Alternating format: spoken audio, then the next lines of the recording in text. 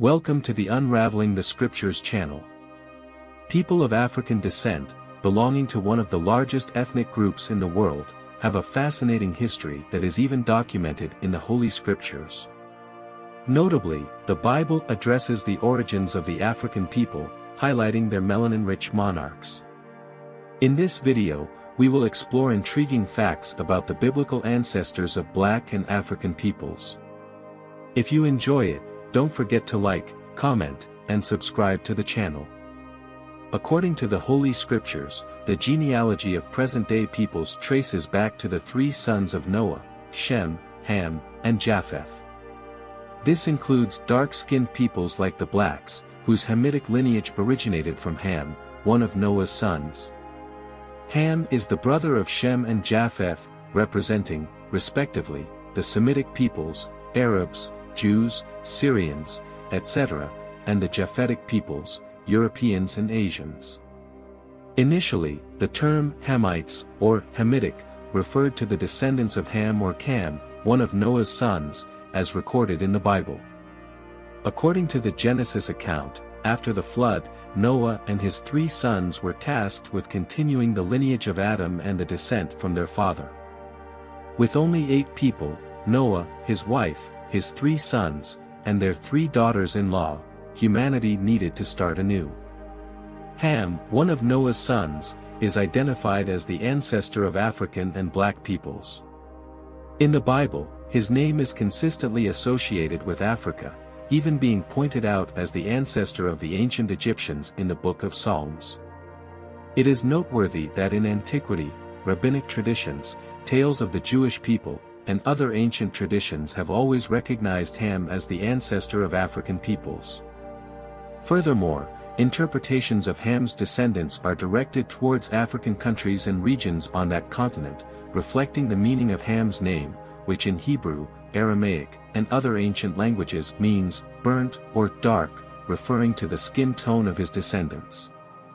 In chapter 10 of the Book of Genesis, specifically in verses 6 to 14, more information is provided about Ham's lineage, also known as Hamitic peoples. The text lists Ham's descendants, highlighting Cush, the father of various African peoples, and Misraim, the father of the ancient Egyptians. It is important to note that Arabs, Jews, Syrians, and other peoples refer to Egypt as Misraim, in reference to its founder. Other sons of Ham include Put, also known as Phut, and Canaan, the latter being the father of the Canaanites, not the Africans. It is crucial to understand that Canaan represents a distinct region and people. The sons of Cush include Havilah, Sabta, Sabteka, Rama, Sheba, and Nimrod, the latter mentioned as the first mighty man and the courageous one in that land before the Lord. At the beginning of his reign, Babel, along with other cities, was under the rule of Nimrod. He was the ancestor of the native peoples of ancient Babylon, the Sumerians, and went on to Assyria, where he established 2 or 3 cities. Additionally, Misraim was the progenitor of the Luddites, peoples from North Africa, such as the Anamites, Leabites, Naphtuhites, Patricites, and Kassites. From them, the Philistines and the Caphtorites emerged.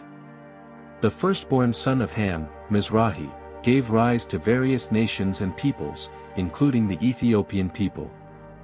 All Ethiopians are descendants of Cush, as well as the people of Nubia, also known in antiquity as the Kingdom of Kush. These are the main nations and peoples. Cush, originating from the fertile lands of Nubia, played a central role in a cultural mosaic where interactions with other groups were crucial for the evolution of their civilization. Along the banks of the Nile River, Cush found a meeting point for diverse cultures, and their relationships with neighbors like the Egyptians, Canaanites, and other descendants of Noah shaped inextricably the destiny of his people. These people were generated by Cush, son of Ham, the firstborn son of Ham. Their influences were not limited to Cush and Nubia, including the kingdom of Cush, the kingdom of Nubia, and the ancient Sumerians. He is also associated with the beginning of the Babel kingdom, a city that would become famous for its Tower of Babel. The construction of this tower, as described in the Book of Genesis, symbolized a human effort to reach the heavens, resulting in the confusion of languages. While the Bible provides limited information about Nimrod, some ancient Jewish traditions and interpretations suggest different aspects of his figure, indicating that he might have been a rebellious leader.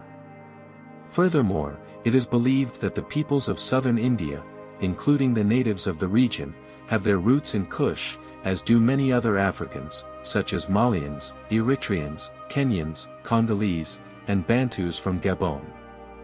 The term Kush is often associated with Ethiopia, Sudan, and Africa in the Bible, and its literal meaning is Ethiopia, or black. In addition to Kush, Ham was also the father of Misraim, or Mizrahi. The word Misraim is also used in the Bible to refer to Egypt as a region. This designation is derived from the Hebrew word for Egypt, which is Mitzrayim. Therefore, Misraim is often associated with the foundation of Egyptian civilization.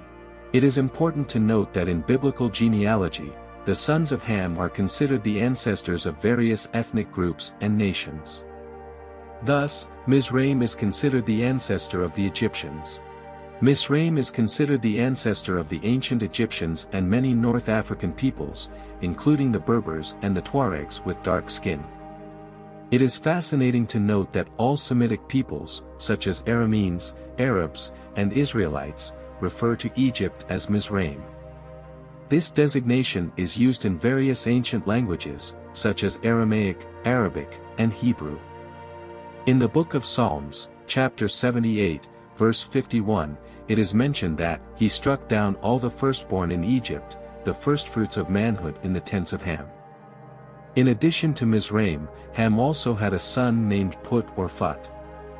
Put, the name of Noah's next grandson, has its Hebrew origin associated with Libya, being mentioned 3 times in the Old Testament. The ancient Puet River was located in the Libyan region. In Daniel's time, there was a change in the name, and it was referred to as Libya, as recorded in Daniel 11 verse 43. Flavius Josephus reports that Put was the founder of Libya, calling its inhabitants Putitas, as he himself stated. An interesting curiosity is that the name Put or Phut originates from the word meaning marker, and is a reference to the tribal hunters of Africa. Put is considered the father of the native black Libyans of Libya, as well as of various other African peoples. Regarding the famous curse of Ham or the curse of Canaan, many people in antiquity wrongly interpreted Ham or Canaan's curse, as described in the Book of Genesis, chapter 9. The text states that after Noah became drunk, his son Ham did not help him. Instead, Ham informed his other brothers that their father was naked and drunk, intending to mock him. There are various interpretations of this text, some of which you may already be familiar with, but that is not the focus of our video. Noah pronounced a curse on one of Ham's sons, specifically on Canaan. This may seem excessive, but at that time, the relationship of respect towards the father was almost considered sacred. Despite Noah seemingly making a mistake by getting drunk, interpretations of these texts suggest that Noah accidentally became intoxicated upon discovering wine, cultivated grapes for the first time, and got drunk without realizing it. This would explain why God did not punish him. It is worth noting that Ham and his other 3 sons, Cush, Misraim, and Put, have origins in African peoples. It is crucial to emphasize that black peoples were not cursed. The curse fell on Canaan, the father of the Canaanites who inhabited the Middle East. The interpretation that African peoples were cursed is a serious error and a false interpretation. It is essential to clarify that the curse is specific to Canaan, the ancestor of the Canaanite peoples. We know that Ham is the ancestor of all African and South Indian peoples, and he lived a very long life. Born before the flood, he enjoyed a much longer life expectancy, witnessing even the 5th and 6th generations of his family and ancestry.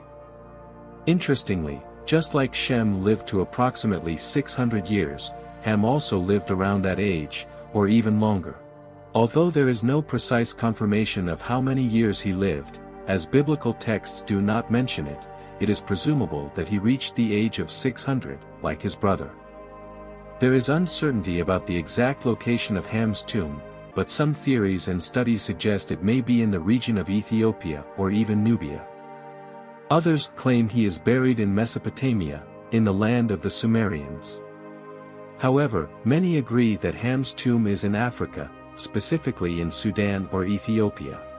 Some even suggest he may be buried in Egypt, which is intriguing, considering the constantly revealed mysteries in that country, where discoveries of ancient burials are not uncommon. The Book of Jubilees provides more information about Ham's old age and the events involving Noah's family and the three lineages, the lineage of Ham, the lineage of Shem, and the lineage of Japheth. This ancient Jewish manuscript, considered true in the time of Christ and even before, reports that Ham strongly disapproved of his youngest son Canaan's decision to dwell in the lands of Shem, which are now known as Israel. Ham did not agree with Canaan's attitude of taking those lands for himself. In the Book of Jubilees, it is reported that Cush and Misraim, Canaan's brothers, along with their father Ham, disapproved of Canaan's decision to dwell in the lands of Shem, corresponding to the region of present-day Israel. Like Ham, they also expressed disapproval of Canaan's attitude. They go to Canaan and order him to leave that land, as they believe that the African lands are reserved for the descendants of Ham. However, Canaan disobeys and continues to inhabit that land, completely ignoring the will of his father and his brothers, Mizraim and Kush. The Book of Jubilees states that Ham was the founder of the first city and province after the flood. He named the city in honor of his beloved wife, Neltamok.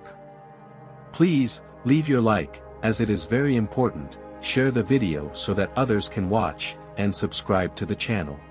I appreciate everyone who has watched so far. May God bless you. See you soon.